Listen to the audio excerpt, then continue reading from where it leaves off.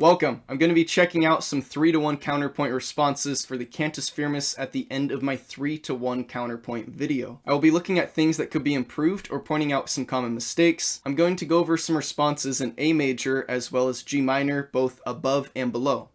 So here's the first example in A major. I think the first thing that I would see right off the bat is that there's a good amount of chords in every measure. It's not quite half, but almost half of each measure has about 2 chords in it, while a lot of them also just have 1 per measure. And in the 3-to-1 counterpoint video, it was explained by Albrechtsberger to Beethoven that it's best to strive to only have 1 chord per measure when you're in a sort of odd time signature, like a 3/4, like a waltz here, or we could also be in a 3/2. The point is that it's a 3-to-1 counterpoint. So we have those 3 beats per the pulse of the cantus firmus. And because we have these 3 beats versus 4 beats in a 4/4, 2 beats in a 2/2, it can be a little weird for the listener, especially with having the 1 strong beat and the 2 weaker beats. So because of this, I'm going to be going by that, try to only have 1 chord per measure in this. Of course, it's how does it sound at the end? Does it sound good? Does it not sound good? If it sounds good, then it sounds good. But I found that it's often really good to just follow people's advice who are more experienced than you. Obviously, Albrechtsberger is more experienced than me. So with that, I'm assuming that he has a lot more experience to give that reason to say only 1 chord per measure. And because of that, I'm going to try to follow his advice of a more experienced person. I've often found that if I don't follow someone's advice, or if I do follow their advice, either way, oftentimes in the future, there's a certain point where I realize, oh, that's really why they told me to do this. And I see it and I experience it in person. Also, I think it's important to note how I actually composed this. So I was writing this in more of a modal counterpoint approach. I wasn't thinking tonal counterpoint. So in other words, I wasn't thinking about the chords I was building. I wasn't thinking about the chord progressions I was building or the harmony within these chord to chord relationships.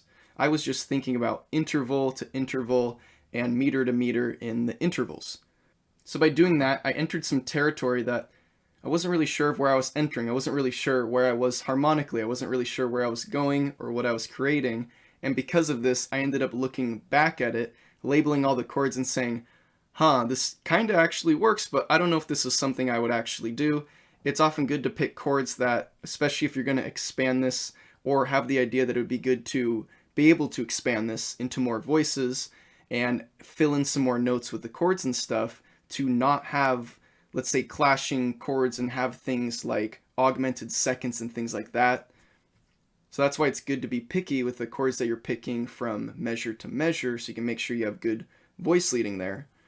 So when you're doing a modal counterpoint approach, that definitely has its places in certain things. But when you're creating music for instruments, it's really good to think about, okay, what chords am I going to be hinting at? What chord progressions am I going to be using? Therefore, you're actually not limiting yourself as much because you're putting yourself in a position to where you're going to be able to do more with the foundation that you're laying out. Instead of putting yourself in a position to where you think, oh my gosh, how am I going to work with what I just created? Or how am I going to understand what I just created even worse? So I think the big lesson just for this first example would be that it is good to think about the chords that you're implying and the chord progressions that you're going to be implying throughout making this in the moment. And it's not good to look back at the end and try to say, okay, what's going on with the chords here? And then, like I said, realizing, I don't know if this is something I would actually do. But like I also said, I look at it and you see it does work. Next, let's get into the high point and the low point. So these are points in the melody that are really going to stick out because it's going to be the lowest point of the melody or the highest point of the melody. It's especially going to stick out if it leaps up to this area as well. And because it's going to be sticking out, there's a few things here. The main thing is that it's often taught to have a consonant interval away from your tonic in your counterpoint at your high point or your low point. Because what's going on here is the counterpoint is acting melodically versus the cantus firmus is adding sort of a bass line to it. So you really hear the fluidness of the melody. You're really paying attention to these 3 notes happening every time there's 1 note in the cantus. Because of this, it's good to think about, okay, what note am I away from the tonic when I'm reaching this high point or this low point? Because remember, the cantus is supposed to give you and tell you the key that you're in. Most of the time, a good cantus is going to be going around the 1, 3, and 5 of the tonic chord. It's going to be not using only those notes, but it's going to be definitely using those notes and going around those notes, highlighting the chord of the tonic chord of the key that you're using.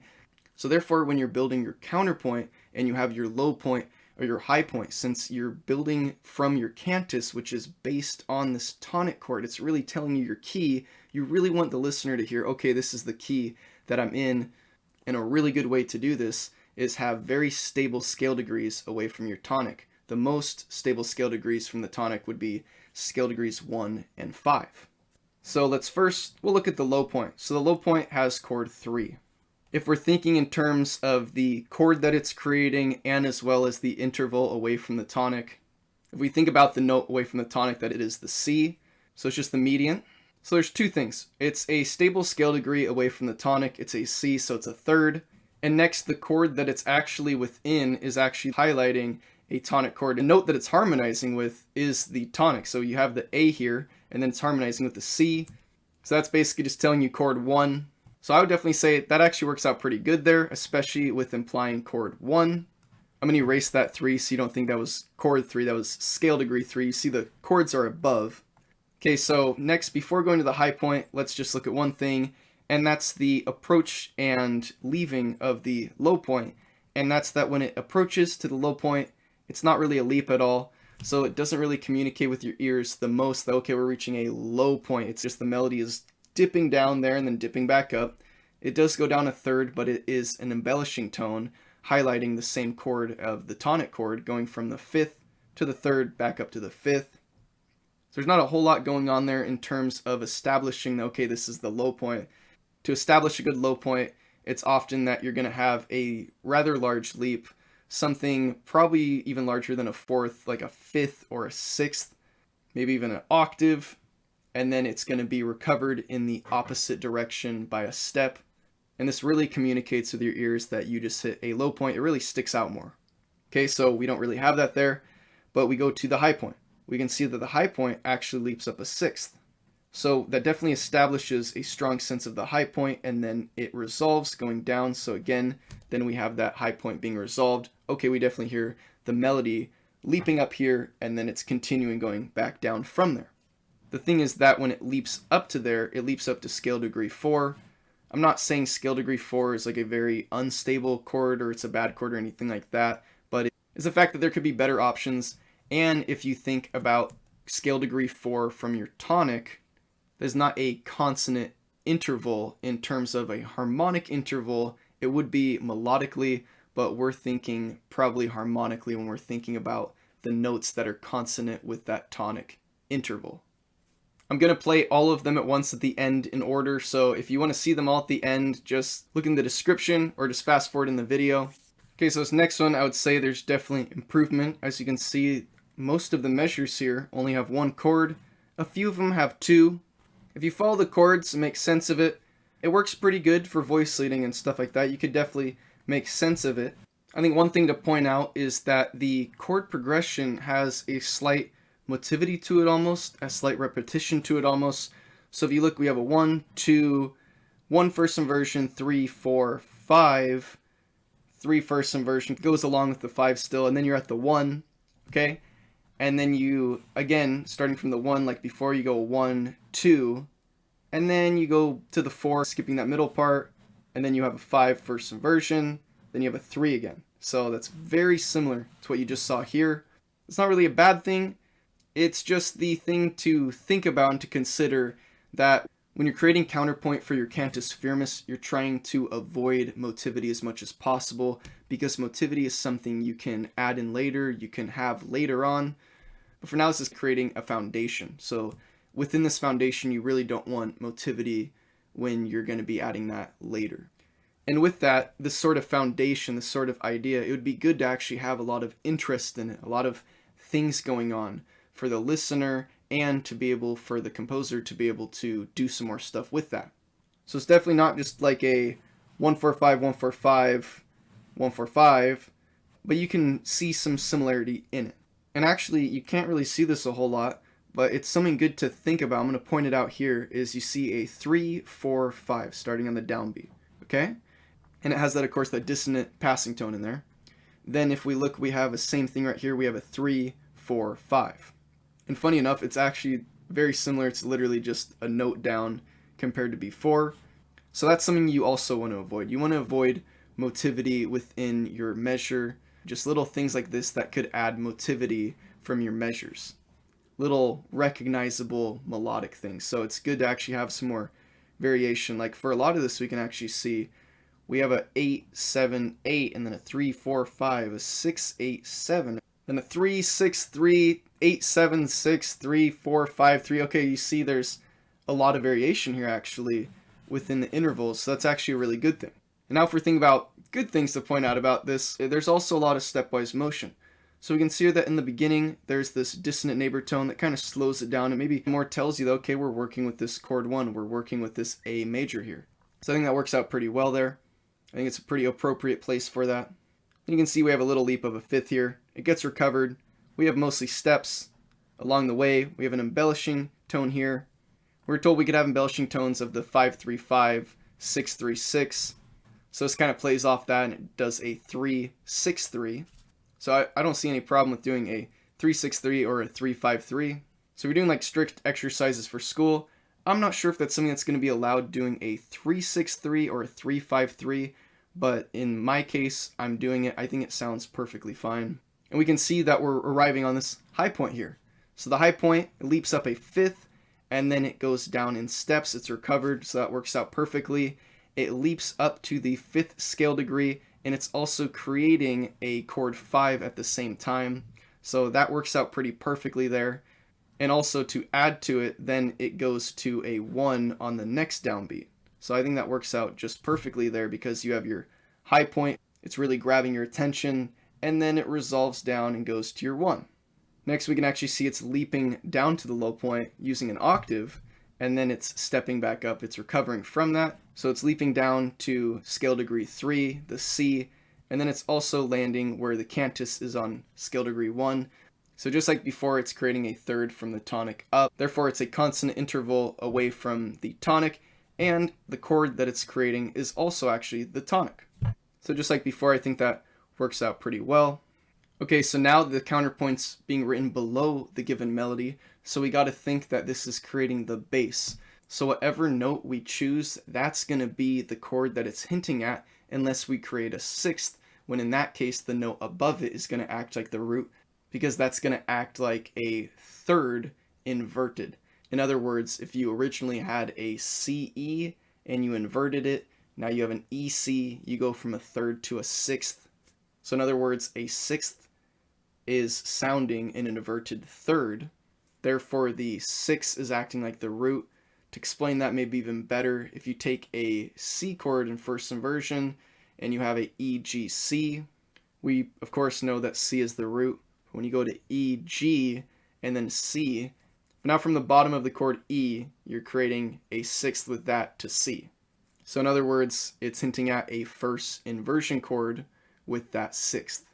Okay, so let's first look at the chords. So this time, there's one chord per measure, every single time. The part about this is that you can see a good amount of familiarity within the chord progression.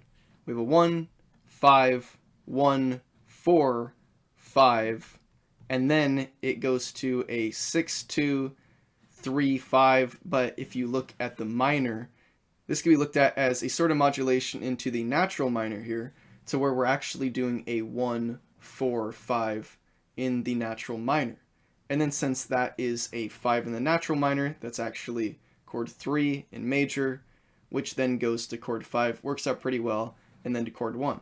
So this is not saying to not do a chord progression when you're writing your counterpoint, but it's more to say to be aware if you're creating a chord progression, it might create a sense of familiarity, and that might be something that you don't want.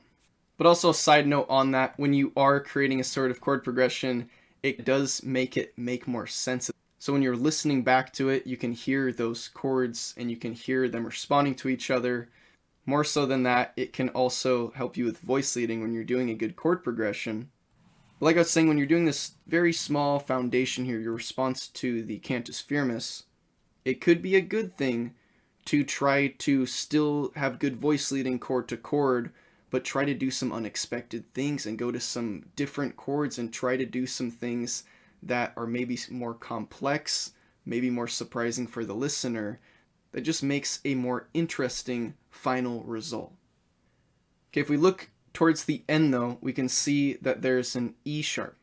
So why is there an E sharp? I'm going to first say this is a problem, but I'm going to secondly say the reason. So the E sharp is going to be an F, of course, but that's going to be the raised 7th scale degree of your relative minor. Your relative minor is going to be F sharp. Remember, we have a F sharp in the key signature. We have F, C, G. Easy way to remember it.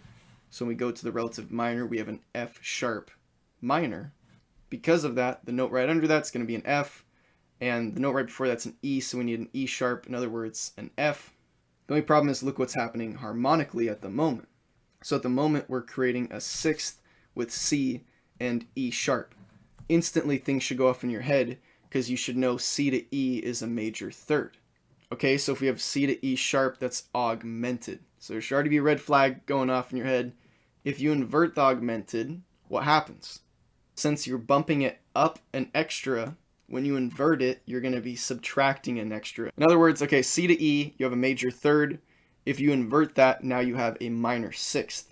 So what happens is if you take an augmented third, you're bumping that an extra. So if you invert that, now you're going to be 1 semitone below a minor 6th, which is actually a perfect 5th. If you count it, you'll see, yes, you have 7 semitones, so you have the same amount of semitones as a perfect 5th, but the notes are a 6th apart. This is the exact thing that you're looking out to not do in your counterpoint response, whether it's from voice to voice, chord to chord, or it's just harmonically happening at the moment like it is here. You don't want this. You don't want to have something that is a 6th, but it's the same amount of intervals as a perfect 5th. That's confusing harmonically. So to fix this, if we just do an E natural, that fixes everything. But at the same time, now we're only hinting a natural minor, and we're not hinting that harmonic minor. So that will give us less information that we're modulating somewhere else to this harmonic minor, but there's only so much you can do. The next thing to look at is, let's look at the low point and let's look at the high point. First, we can see the high point again is scale degree 4. Of course, since the counterpoint is in the bass, it's actually landing melodically on scale degree 4 too, not a consonant interval away from the tonic, not the best choice. We do see that there's a leap up to the high point, and that's recovered, so that's good. And we can also see, if we go over to the low point, we have a leap down to our low point, and then it recovers from that, so that's also good. The only thing is, if we look at the low point, scale degree 2, we're working with the bass, so again, our actual melody is scale degree 2, not a constant interval away from the tonic, definitely not the best choice. If we look at the choice of intervals, we do see there's not a lot of repetition, which is a good thing. You wouldn't want to see, you see this 3, 4, 5, and you see this 3, 4, 5 here. You wouldn't want to see 3, 4, 5 everywhere, as that would start to be motivic. If you have something here or there that copies, there's not a good chance that you're actually going to be able to pick up on that. It's when you're going to be repeating it over and over, especially if you're reusing the same pitches or hinting at the same chord. Okay, so this next one's a good one because there's a pretty big mistake in terms of counterpoint and what people generally accept and what people generally say not to do. That's a big hint. So try to look for it before I show you the answer. Now, if you didn't find it, think about what is probably the biggest thing people say not to do. And the main thing that comes to mind when I hear that is parallel fifths, parallel octaves, or parallel perfect intervals. And if you see right here, I numbered everything, so it's actually a lot easier. You can look at the notes, but you can also just see, okay, we have an octave and an octave right next to each other, right on the downbeat, right before the upbeat. So you might think, okay, it's an upbeat to a downbeat. It's not that big of a deal. But you really don't want parallel octaves, especially on downbeat to downbeat, and especially from upbeat to downbeat, because you're still getting that parallel octave sound from where the melody is going and where it's meeting to the next downbeat. You're really going to hear that. So in conclusion, this is parallel octaves. You don't want that. So if this was like on an exam or something, this definitely would be a no. When we look at the shape of the melody, we see it's doing something interesting. It starts up here, it goes down, swoops under to go right back up, and then as it goes up, it does a kind of little swoop under, and then it goes back down, and then it leaps up here, goes back down, this kind of little under scoop here, and then it keeps going down, and then we have a little over scoop, and then it leaps down to the ending to where we can see this E natural. And the reason is because the next note is an F sharp. So originally in the key, if we use the E flat to F sharp would be an augmented second, something we really don't want, but we also really want that leading tone. So making this E natural is a good way to avoid that. And thinking a little further, if we had an E flat to F sharp, that would almost be ridiculous, because normally E to F, those two notes, are just a half step away. So having two notes that would normally be a half step away, and all of a sudden now it's an augmented second. So I'd consider that even a worse case than doing something like an A to a B and having an augmented second there, because in that case you normally have two notes that are major second apart. Of course, this is just like food for thought here, but as we can see going through the piece, we have some accidentals. On the F, we have some F sharps. So that's reinforcing the fact that this is a melodic minor, and it's also reinforcing certain chords. Like here we have that major fifth chord with that D and that F sharp hinting at a D, F sharp, A. And then also here in the one chord, the seventh is actually acting as the seventh of the chord. So other than the parallel octaves, it's neat actually how the melody goes, how it leaps up here, and the whole melodic motion to it all. If we look at the high point, we see that we have a G, so it's actually the tonic scale degree, as well as the bass note that's supporting it is a B, so that's the third scale degree, so it's a pretty good choice. Then the B flat would be your third scale degree of G minor. So even though G is acting like the harmonic root note of the intended chord that's going on, the bass, the actual bass note that is sounding is a B, and that would be scale degree 3. So I think little things like that, how this is scale degree 3 and how this is scale degree 1, I think both of those work out pretty well. So I think it's good when you have things like combinations of things that work out good. You can also see it leaps up a fifth, so a rather larger leap, and then it's recovered going down. And right after the leap, it recovers down a step. So that's what you want.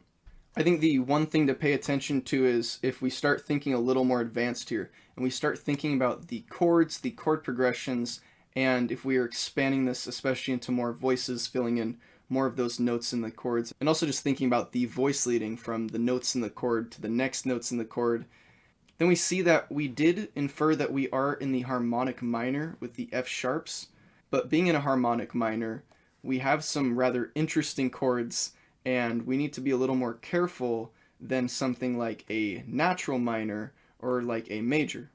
So with that, it would be a lot better to pay attention to better options for chords.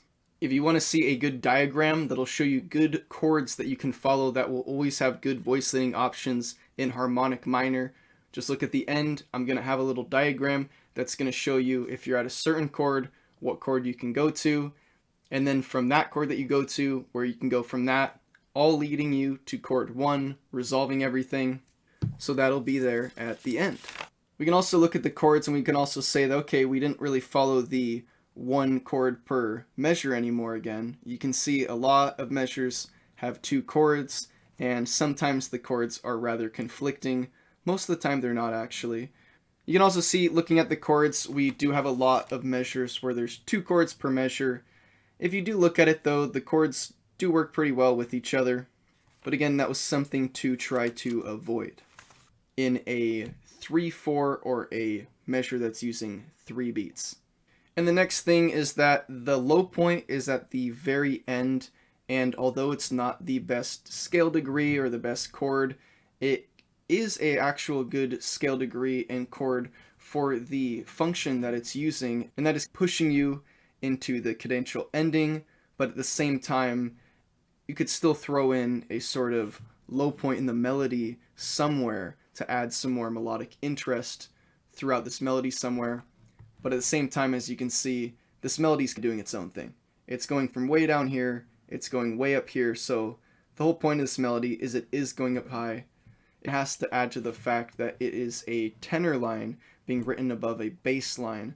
So with that, there's a little more freedom with the intervals. And that leads us to the interval chosen on the high point. It's a rather interesting one. On a strict exam for something like a school, I don't know if this would be allowed, doing something like a compound sixth. From what I know, it is allowed to have something like a compound fifth. So if I had a 12th here, or if I had a compound fifth instead of this where I have a compound sixth, almost positive that is perfectly fine even on stricter sort of tests. And if it's not, it should be, because it's a general rule of thumb that you have about an octave between your tenor, alto, and soprano voices, and you don't really go more than an octave between those. But with your bass to tenor, you can go more than an octave, generally around a compound fifth. So if you're thinking just as the interval itself, a 12th.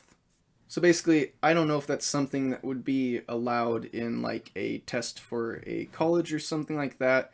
But in my case, I'm using it as a compound sixth. I would love for someone to maybe comment if they know if this would be allowed in a setting like that. I'm just curious. But in my case, it works out perfectly fine. And since I'm going more into a tonal counterpoint approach, I'm not really trying to give myself a whole lot of freedom quite yet, but I'm trying to give myself a little more freedom with the things that I can do when I'm justifying it in terms of chords or chord progressions, resolutions, something like that. And in this case, Bach has definitely done a compound sixth before from his bass to tenor. He's done more than that as well, but of course these are sort of pedagogical exercises intended to teach you things in a closed system to where you're not branching out to all these extra things, making it a lot more complicated. So I'm just highlighting this because I don't know if this is something that generally would be accepted, but I think it works out perfectly fine here. But of course, like I was saying, if this happened between any of the other voices, like tenor, alto, or soprano, between any of those, I would definitely not think that this is something that would be a good thing to do. It's only the fact that this is the bass to tenor that I think this is a good thing to be doing. Okay, the last thing that I want to comment on before moving on to the next example is the fact that yes, I do have the F sharps, which is showing you, okay, we're using this harmonic minor scale with that raised 7th degree. And notice where I use it. So I'm using it during chord 1, and then I also use it during chord 5, and then also on the last note leading me towards my cadence. And also if you look at the note to note, each time that the note is going from one note to the F sharp, or the F sharp's going from that note to the next note, and also the note that the F sharp is harmonizing with, at all times it's working out and it's not creating an augmented or an interval that you wouldn't want. So it's not creating problems with the voice leading. However, when I'm hinting at this 3 chord as I'm going from my high point and I'm descending down, I have this F natural here. So I'm not creating an F sharp. The reason why I'm not creating this F sharp is because I don't want to hint at an augmented 3rd chord. I just want to hint at the major 3rd chord. So as you can see, although I'm thinking about harmonic minor for the most part of this, I'm also doing little things like borrowing the major chord 3 from the natural minor, so I don't have to use an augmented chord, because the augmented chord is something that's hard to deal with in terms of voice leading. It works really well if you go to chord 6. Other than that, it doesn't work all that well. Okay, we move on to the next example. We see that the melody goes and it leaps up and it reaches the treble clef here. So obviously we can see the high point is here in the treble clef. So we just look at that first. So the high point lands on an F sharp. So although this is the 5th chord, remember that we're leaping up here, and this is the melody doing this. So the melody's going, it's leaping up. We're really hearing it leap up there. We're really paying attention to the melody. That's 3 times faster than the given melody. And because of that, this F sharp really sticks out. And then what scale degree would F sharp be in G minor? That would be the raised 7th degree, so it'd be the harmonic minor. So actually an extremely unstable tone that really wants to be resolved.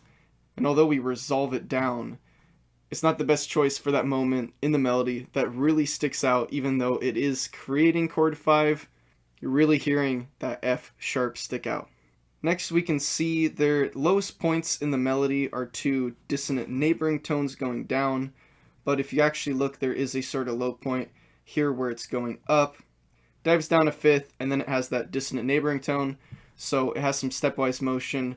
Remember, the downward leap is not as important to recover as the upward leap, but still, no matter what, when you're doing a large leap, it's the best to recover it in the opposite direction. Remember, the neighboring tone is more like an embellishment to the actual chord that's being hinted at the time. So now the 3 chord is being hinted at the time, with the 3rd scale degree and the 5th scale degree making a 3rd above it, and then this dissonant neighboring tone in the middle is just embellishing that. So it's decorating this hinted incomplete chord because we don't have the 5th, we just have the 1 and the 3. And as we see, that note, the low point, would actually be on a D, which is the 5th scale degree. So that's actually a pretty good choice. Also, it's landing on a major chord 3, and without that F sharp anywhere really around it before it, we're not really hinting at an augmented 3 chord.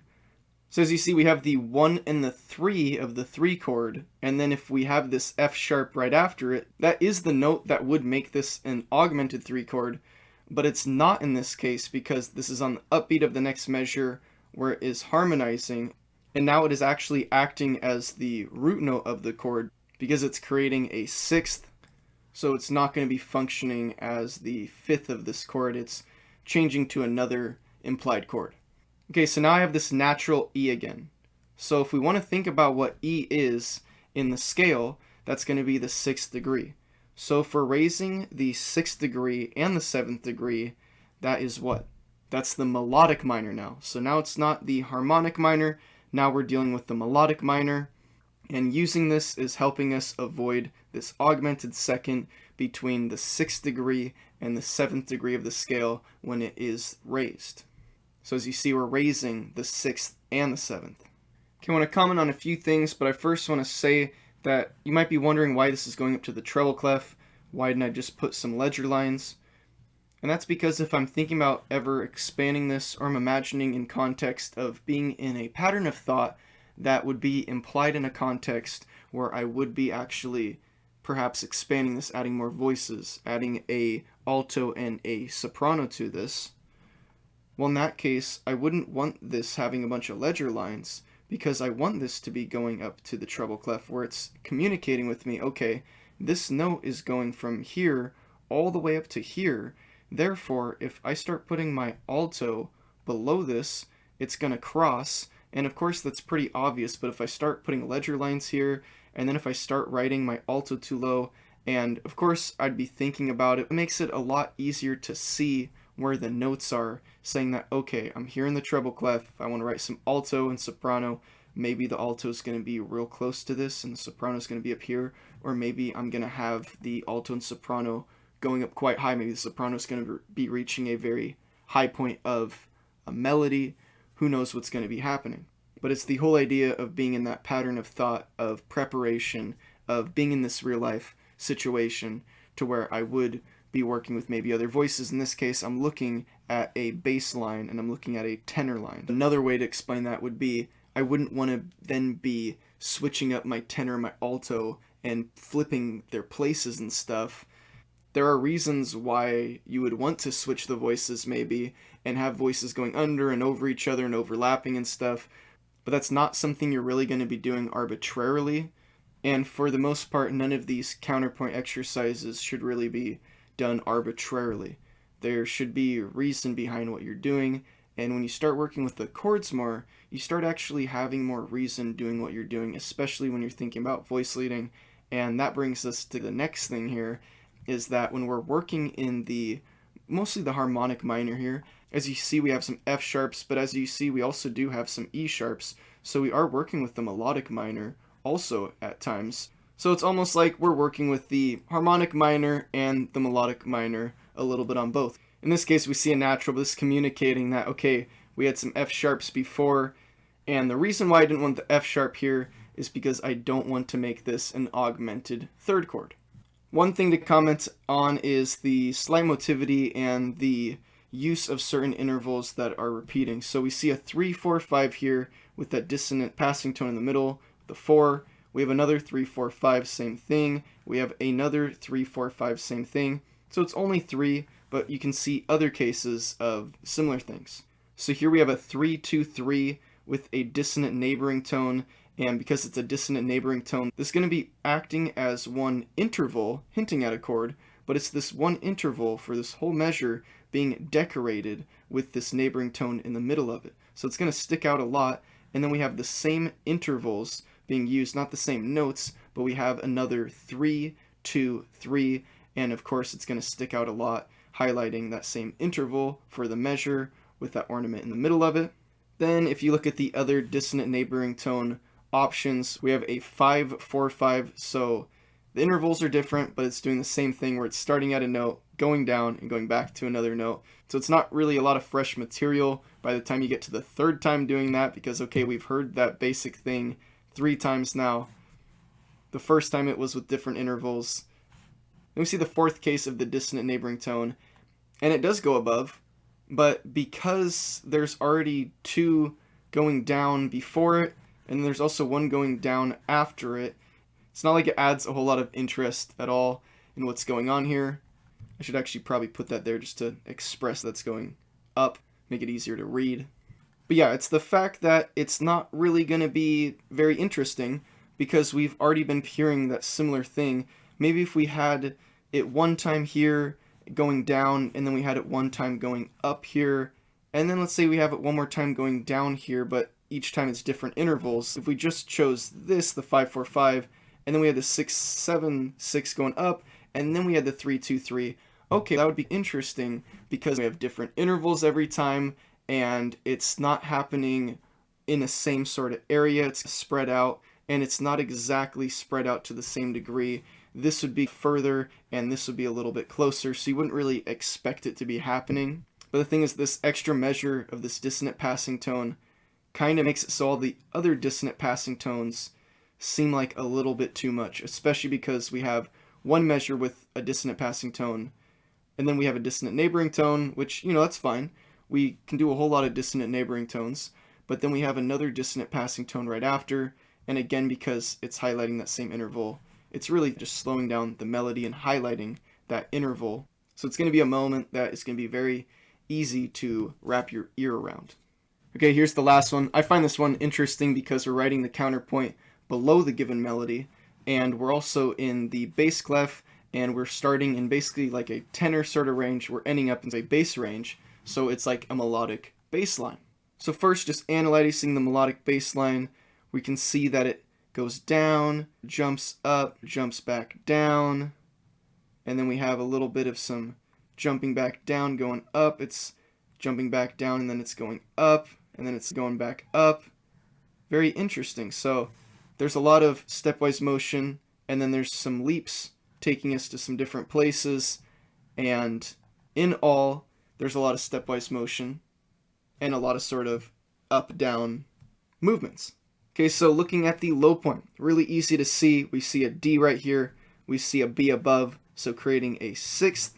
Although the D is the 5th scale degree of G minor, it's a 6th, and since BD would be hinting actually the 3rd chord, it's actually kind of hinting a first inversion 3rd chord, incomplete. So in that case, the 3rd scale degree is actually acting like the root note of this implied chord.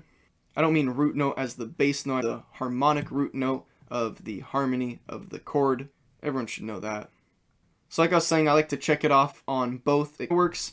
In the counterpoint, we see that in the melody, we leap down to D, so that is the 5th scale degree from the tonic, so that checks off pretty good. The thing is, the note that's actually acting as the root note of the implied chord is the 3rd scale degree, so that maybe wouldn't be the best actually choice for a scale degree. It'd probably be better to have them flipped to where you'd be implying the 5 chord and using the 3rd scale degree in your counterpoint. So the counterpoint note is the 3rd away from the tonic, but the chord that's being applied at the time is the 5th chord. So probably a little better if those were flipped around. but that's not always how it works. This time, if we look at the neighboring tones, we actually do see that we have a 3, 2, 3, so it's going down from a 3, and then we have a 10, 9, 10.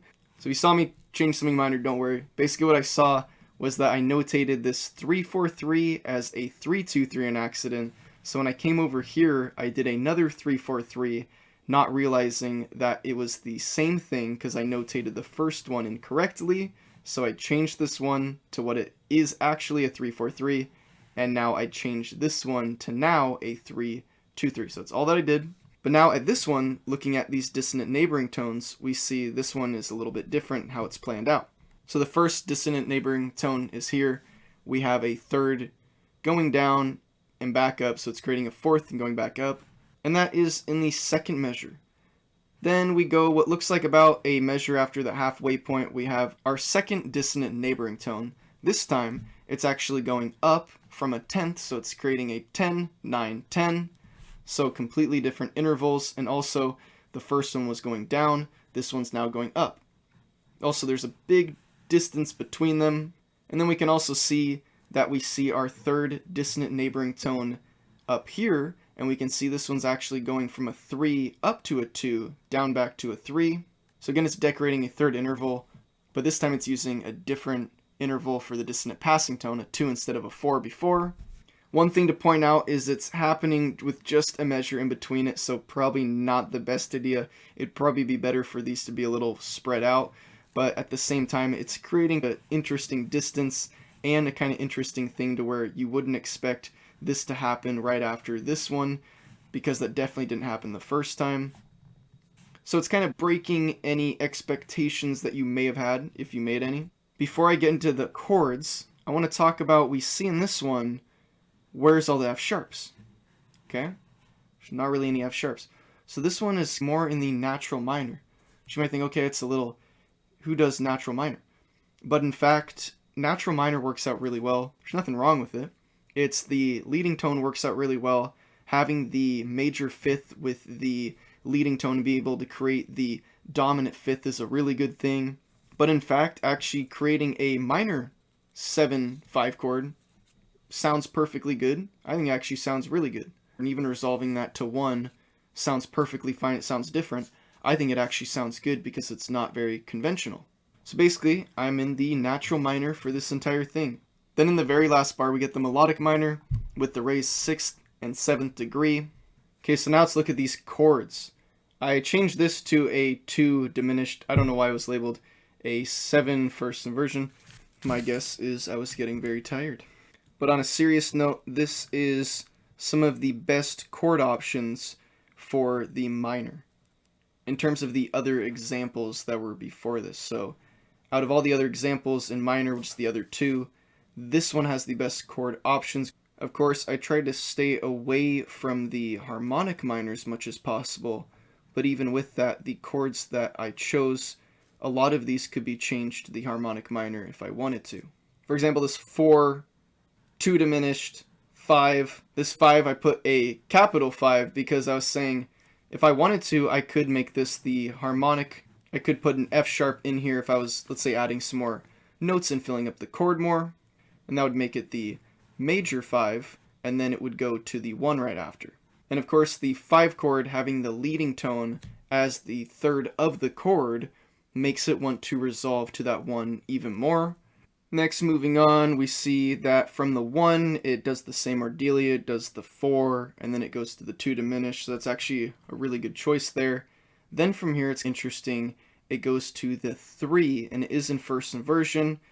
What we're really looking at is that it's the major 3, it's not the augmented 3. So because of that, the 5th of this chord is not sharpened, which allows chord 2 diminished to go to chord 3 major, no problem. However, if this was a chord 3 augmented, that sharpened 5 of the chord would cause an augmented second between the 5th of both of these chords. So the 5th of this diminished second and the 5th of what would be an augmented third, those both would create an augmented second. So it'd be 3 semitones, the same amount of semitones as a minor third, but it would just be the notes that are a step apart, being a chord that is a step apart. So to sum that up, chord 2 diminished going to chord 3 major, not augmented, works out perfectly fine in minor. Then chord 3 going to chord 6, that's actually a good one. And after this, I'm going to show you a chord chart for harmonic minor, so you're going to know good chord options for your harmonic minor. And with this, you can deconstruct it a little bit and also think about your natural minor. I think it's easier to start with just looking at the harmonic minor because it's more constrictive. And then from there, you could take away the sharpened 7th degree and make sense of how you'd be able to do a little more. Like in this case, having the 2 diminished to the major third. Okay, so now the major third going to chord 6 major. This is actually another really good one for voice leading. Perfectly fine. Then chord 6 going to 2 diminished again. That works out pretty good. The 1 of chord 2 goes down a step to the 3rd of chord 6, and the 3rd of chord 2 goes down a step again to the 5th of chord 6, so those both go down a step. Step as a note might be a half step or step, as long as it's using either a semitone or whole tone. I'm just going to call it a step in this case because on the staff it's going note to note, a step. And then the 5th of chord 2 is actually the same note as the root of chord 6. Also, if you kept building above your chord 2, and let's say you added your 7th, and then if you added your 9th, that would be essentially what chord 6 would be. So where the 5th of chord 2 is, that's also the root of chord 6. So if you build your 7th and your 9th on top of chord 2, that is going to be chord 6. So just interesting how they have that relationship there. Chord 2 diminish goes to chord 5. That's a really good option there. And then chord 5 does a first inversion and then goes to chord 1. So it's perfect. And then we have another 5, and then we go to our cadential ending with the dissonant passing tone in it. Really highlighting chord 5 major with now this sharpened 7th degree of the scale, which is, again, like I was saying, the 3rd of the 5 chord. Again, with the melodic minor, putting that sharpened 6th and 7th. Did I mention the high point? I don't think I did. So as you can see, there is a sort of high point, and it is leaped up to, and it does resolve as well. Maybe not like the best resolution or anything, but I mean, it works. It's also scale degree 3, and then it's giving you chord 3 because it's acting as the bass. So it works out good as scale degree 3. Chord 3, maybe not the best chord option, but just again, things to think about, things that could be improved. One thing good about this is if you look at the intervals, there's a lot of different intervals going on. There really isn't any lines that are the same. You see a 5-4-3 here and a 5-4-3 here. Other than that, I don't really see anything else that's the same measure to measure. So that's good. We don't really have motivity. We don't have expectations building up. The one thing is if we look at the chords, we go from a 1, 3, 4, 2, 5, 1. So that's rather interesting there. Okay, it's not just like a 1, 4, 5 or something. We're doing some interesting stuff here. Of course, you wouldn't just want to do a 1, 4, 5 in minor, but again, there's some interesting stuff. But then if you look as it progresses, we have a 1, 4, 2. Okay, we have another 3, 6, 2, 5. Okay, so that's different than what was before. We're using some similar chords, but definitely not in the same places, and definitely not in relationship to the other chords around it. And we do have this 4 and 2. Other than that, though, we have a lot of different stuff. So in the chords, you're not really building up expectation either. You don't really know what's going to happen next. In the melody, same thing. You don't really know what's going to happen next. One thing to comment on is, again, for the low point of the melody, it is creating a compound 6th. So again, this is not like something that you're not going to find in music. You will find this in a lot of music, but it's the fact of if this is going to be allowed in a strict exercise, I'm not really sure about that. But I do think it's good practice to add some compound intervals between your bass and your tenor, not going to the moon or anything. But here I'm doing the compound 6th. So if you think about that, if you wanted to call that like going up from 7, going up from the octave, you call that a 13th. Like you'd call a compound 5th a 12th. So I'm not making rules here and saying you can go up to a 13th or anything. It's actually generally told that you can go up to a 12th, but I'm going one note past that. I don't see a problem with that. As we know, some of our main intervals we're going to be using are those 3, 5s, and 6, and of course 3 and 6 are just inversions of each other. If you take a 3 and invert it, it's a 6, and vice versa. Okay, so that's it for the analyzations of these counterpoints. Let's listen to all of them. But before that, I'm going to show you that harmonic minor chord chart so we can look at some good options in minor. Okay, so grab a pen and paper.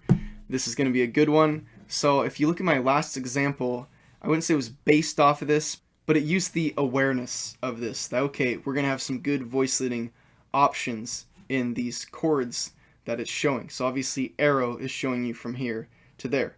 And of course when it's a double-sided arrow, which we only have one of those, it's showing you can go chord 5 to chord 6 or chord 6 to chord 5. So let's start from the beginning. So this is not implying that you're starting on a diminished 7 first inversion. What this is implying is that once you're at a diminished 7 first inversion, this is what you can do. Also, you could be anywhere within this at any point, and this is what you could do. This is showing you from the very outward point of it. So let's say we ended up on the 7th degree, diminished, we put in first inversion, which is good. When you have a diminished chord, it doesn't sound very good in root position. Just plainly by itself, you play it in root position, it doesn't sound very good. If you play it in first inversion, it sounds a lot better. Second inversion, again, not so much. And the reason is because when you put it in root position, your tritone is on the outside of that diminished triad. If you put it in first inversion, now your triad is actually between your 3rd and your 5th of the chord. So sort of hides it a bit more because the bass note of the chord at the time is not the note that's in the tritone. Then if you put in second inversion, now your tritone is on the bottom. So you have a tritone and then you have a note above that. So first inversion of your diminished chords is your best option when using a diminished chord, and actually it makes the diminished chords a lot more usable and a lot nicer sounding. Okay, so now that we know that, let's look at what happens when we're at this chord 7 diminished first inversion. From here, we could go to chord 3 augmented. Chord 3 augmented is not really a chord that a lot of chords are going to want to go to. Then from chord 3 augmented, there's also not a lot of options from here. So from chord 3 augmented, you could go to chord 6. So that's a good trail right here. You're not going to have a lot of options with 7 diminished, and you're not going to have a lot of options with your 3 augmented at all. So this can give you an idea how you can use those 3 chords. Then from the 6th chord, you have some options. Okay, so backtracking back to the diminished chord. One more time, if you're on the diminished chord, you could go to chord 4. Okay, from chord 4 you can do a lot of stuff. Let's backtrack a little bit. Went to chord 7 diminish, 3 augmented, 6. So now from chord 6 we can definitely do a few things. Let's first go to chord 4 again. So just like the 7 diminished, we're going to chord 4. So let's look at the route of chord 4. From chord 4, we can do a good amount of things again from here. We could go down to chord 2, diminished first inversion, which could take us to chord 5 and back home. Okay? We could also take chord 4 and we could go to the 7th diminish in first inversion, of course. That could take us to chord 1, or the 7th diminished chord could take us to chord 5, which could take us to chord 1. But we could also do this. So let's backtrack a little bit. So we're at chord 4, we go to chord 7 diminished, we go to chord 5, okay? From chord 5, we can go to chord 6. From chord 6, we could do a 1, we go back to chord 5, we go to 1. Or from chord 6, when we're here, we can now do some more stuff. So remember, we're at chord 6 and went to chord 4. What else could we do? We could just go from chord 6 straight to 2 diminished first inversion. From there, it'd be a really good choice to go to chord 5, and then again from chord 5, we can start this loop over again, going to chord 6, or we can go back to chord 1 and we could finish this whole thing. But let's backtrack. Let's see what happens when we go from chord 6 to chord 2 diminished. We could go from there to chord 7 diminished. Of course, both these are first inversion, with the 6th is telling you like your figured bass. I could write a 3/6, but that might actually be more confusing. But you can see that the diminished 2nd can go to the diminished 7th. Then from there again, like I was saying, from the diminished 7th, you can do a good amount of things. So I think that about covers it all, directly or indirectly. One thing I could think of right off the bat that I covered indirectly is that chord 6, let's say you're leading up, let's say even go from chord 7 diminished, chord 3 augmented, your chord 6. Okay, chord 6 could go straight to chord 5, which could go straight to 1, which is already implied here, but it's good to think about that. Okay, so now I'm going to show you a playback of each one of these. Until next time, have a good one. Any questions that you have, leave it in the comments.